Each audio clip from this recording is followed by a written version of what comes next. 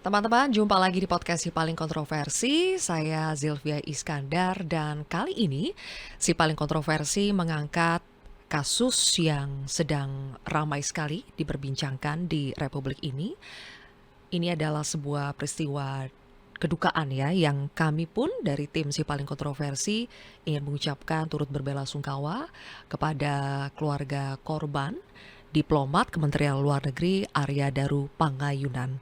Dan setelah Arya Daru ditemukan meninggal dunia pada Selasa 8 Juli 2025 di pagi hari, hingga hari kami melakukan tapping podcast ini, yaitu pada hari Kamis 17 Juli 2025, penyidik dari kepolisian belum merilis secara resmi apa sebetulnya penyebab kematian dari almarhum Arya Daru. Karena itu banyak sekali spekulasi yang berseliweran di luar sana dan kami tentu memahami sekali bahwa ini sangat mengganggu bagi keluarga korban.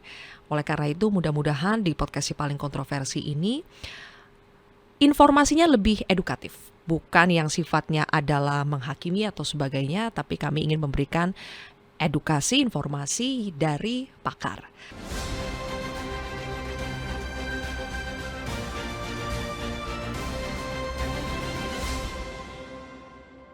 Oke, Pak Susno, balik lagi soal misteri lakban kuning. Ada pertanyaan-pertanyaan seperti lakban kuning itu diperoleh dari mana? Dibeli oleh siapa? Dibeli dari mana? Ya, kita tahu memang lakban kuning itu tidak mudah diperoleh di minimarket biasa, begitu ya. Tapi memangnya apa petunjuk yang bisa kita dapatkan ketika kita tahu lakban itu dibeli oleh siapa, dibeli dari mana, apakah itu sudah merupakan petunjuk yang kuat atau bagaimana Pak Susno? Lakban itu bisa menjadi petunjuk ya. Petunjuk pertama dari sidik jari. Sidik jari siapa yang tertinggal di lakban? Kalau hanya tertinggal sidik jari daripada korban, belum tentu di situ hanya korban yang memegang itu. Mungkin ada orang lain tetapi memakai sarung tangan. Ya. Nah, caranya benar harus diungkap dulu lakban itu berasal dari mana. Cara mengungkapnya pertama dari HP. Lakban itu tidak sembarang di toko dibeli, dia beli mungkin lewat lewat online. Nah, itu online itu bisa dilakukan di HP. Maka HP-nya dibuka.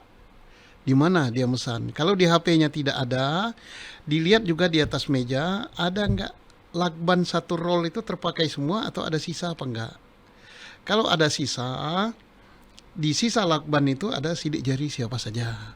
Nah, jadi kemudian tentang kegunaan lakban itu akan dampak atau dari lakban itu akan terjawab oleh hasil laboratorium forensik terhadap otopsi.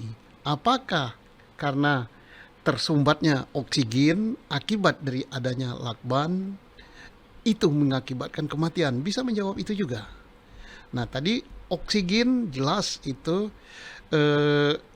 sangat bisa menyebabkan kematian. Nah, sekarang persoalannya sebabnya lakban atau sebab dicekik orang atau sebab dia menyumbat dengan cara lain. Maka yang bisa menjawab itu bukan Polri tetapi hasil daripada laboratorium forensik. Dan kalaupun misalnya ditemukan bukti bahwa lakban itu diperoleh dari almarhum misalnya, almarhum sendiri yang membeli atau itu pun belum bisa 100% menunjukkan bahwa itu bunuh diri atau apa, karena mungkin ada orang yang masuk kemudian menggunakan lakban itu ya. Bisa jadi kalau akan terjawab oleh sidik jarinya. Tetapi lebih condong menunjukkan kalau dia mengadakan membeli lakban itu sendiri, dia sendiri yang mengadakan, timbul tanda tanya. Untuk apa dia beli lakban? Lakban itu biasanya adalah lakban yang biasa saja, yang bukan warna kuning gitu, yang biasa untuk ngelak karton karena mau ngirim barang atau mengelak buku gitu kan. Nah, kalau ngelak buku, menjilid buku tidak, mengirim barang tidak, ini questionnya apa kegunaannya dan mengapa itu dipasang di sini. Nah, mungkin dipasang sini ada sesuatu tujuan, apakah karena sakit kepala berlebihan sehingga dia pasang itu, tapi harus connecting dengan alat bukti lain, hasil laborat, misalnya kekurangan oksigen akibat lakban, kemudian di dalam tubuhnya ditemukan obat-obat yang overdosis gitu, misalnya obat sakit kepala. Kalau saya Panadol gitu, tambah lagi bisa Dikolgen gitu. Nah ini makanya yang jawab bukan polisi, tetap hasil forensik. Mas Reza, ada lagi analisa dari psikolog semalam kriminolog yang mengatakan bahwa dilihat dari foto yang beredar pada saat ditemukan jenazah itu rapi, masih ditutupi selimut, rapi, kelihatan overall itu rapi. Apakah itu juga bisa disimpulkan dengan rapi itu berarti itu bukan situasi dugaan bunuh diri? Kalau dugaan bunuh diri mungkin ada situasi dia akan meronta, ada momen seperti itu. Tapi dengan rapinya selimut dan sebagainya, apakah itu bisa disimpulkan bahwa itu bukan bunuh diri juga, Mas Reza? Begini, dari 4 situasi yang sudah kami sampaikan tadi, pada akhirnya kan kita harus berani menyimpulkan bahwa situasi yang mana gerangan. Hanya satu situasi yang bisa menjelaskan kematian seseorang. Kalau bukan natural, suicide. Kalau bukan suicide, homicide. Kalau bukan homicide, accident. Caranya bagaimana? Tadi sudah, teknik investigasinya sudah. Sekarang mari kita coba, katakanlah seluruh alat bukti yang dibutuhkan sudah terhidang di atas meja. Memanfaatkan berbagai macam informasi yang saya peroleh dari media, mengacu pada pernyataan dari Polri, mari kita coba sisir satu persatu.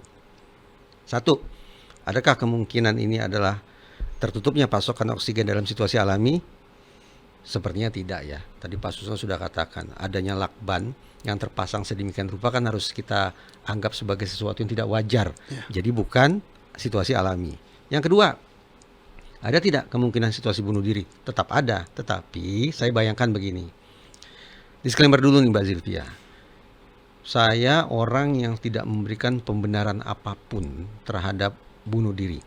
Sehingga alasan apapun, motif apapun, problematika hidup sepelik apapun, saya anggap bukan pembenaran bagi seseorang untuk membuat keputusan yang salah mengakhiri hidupnya. Namun, kalaulah tetap ada orang yang akhirnya mengambil keputusan atau jalan yang salah itu, saya wanti-wanti sudah bertahun-tahun ini. Bertahun-tahun saya katakan, tinggalkan catatan terakhir. Untuk apa? Untuk membantu otoritas penegakan hukum agar bisa mengatakan case close secepat mungkin. Karena kalau tidak kunjung closing, masyarakat gundah, masyarakat terganggu rasa amannya. Berarti, yang kasihan keluarganya. Betul, kasihan keluarga juga. Nah, karena itu silakan dicek dalam kasus kematian ada tidak catatan terakhir yang ditinggalkan. Oh, tidak ada. Cek yang lain. Hari ini kan orang sering bermedia sosial.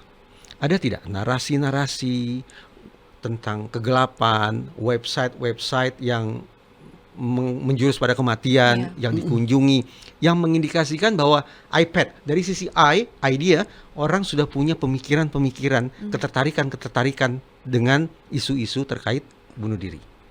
Kalau tidak ada juga, maka boleh jadi kemungkinan bunuh diri bisa kita kesampingkan. Kemungkinan yang ketiga, homicide, meninggalnya seseorang akibat terputusnya pasokan oksigen sebagai hasil perbuatan orang lain. Bukankah polisi yang sudah mengatakan lingkungan kos aman, situasi terpantau CCTV, tidak ada yang mencurigakan, penjaga kos juga patroli. Ya, mondar-mandir itu saya maknai sebagai patroli. Apalagi teman-teman tetangga tidak mendengar kegaduhan.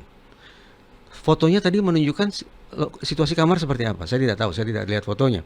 Kalau situasi kamar juga relatif rapi, tidak kunci ada dari dalam, tidak ada tanda-tanda perkelahian, berantakan, maka benarkah ada orang yang secara sengaja masuk untuk mencederai, apalagi menghabisi korban? Kalau tidak, kita kesampingkan juga kemungkinan ketiga. Tinggal yang terakhir, kemungkinan kecelakaan. Itu cara berpikir disjunktif menurut saya, di mana kalau tidak A, B, kalau tidak B, C, dengan memanfaatkan ketersediaan informasi yang sudah ada sejauh ini. Dan tadi ketika pertanyaan saya, Mas Reza, kondisi yang begitu rapi, terlihat rapi. Kita sekarang menelusuri kemungkinan tadi yang keempat, kecelakaan. Ya. Tapi kalau kondisi di TKP itu ternyata rapi, bisakah kecelakaan tapi rapi begitu? Bisa. Karena sekali lagi tidak ada konfrontasi dengan siapapun yang kita bayangkan membuat lingkungan atau tempat itu menjadi berantakan. Namanya kecelakaan, tadi saya sudah coba rumuskan, munculnya sebuah situasi yang sama sekali tidak diduga, yang sama sekali tidak terkendali oleh siapapun itu. Si korban. Ya, oleh si korban, katakanlah korban, siapapun korban itu ya. Nah, yang mengakibatkan apa? Memang tidak terjadi manipulasi dalam bentuk apapun terhadap situasi sekitar, sehingga situasi atau lingkungan tetap rapi, biasa-biasa saja. Dan bisa saja ada momen memang tidak akan meronta, bergerak, itu bisa saja. Ini contoh ya, saya baca dari media online tentang kasus-kasus lama. Biasa Pak Sus, tanda petik biasa nih, sejoli, Iya. nakal, melakukan hubungan terlarang Di mobil saya. dalam mobil, kaca tutup rapat, AC menyala. Iya. Apa yang terjadi? Meninggal setelah mereka melakukan perbuatan tidak senonoh. Itu kecelakaan. Kecelakaan itu. Karena bukan Dicari-cari, ada tidak bercak darah, Nggak ada ada. tidak pecahan kaca, senjata tajam. Kenapa pakai rapi? Ya karena itu kecelakaan. kecelakaan. Bukan tujuan dari dia mati. Pernah kan kita simak tuh anak-anak muda yang badung-badung itu dulu melakukan perbuatan semacam itu, akhirnya hidup mereka mengenaskan. Gitu.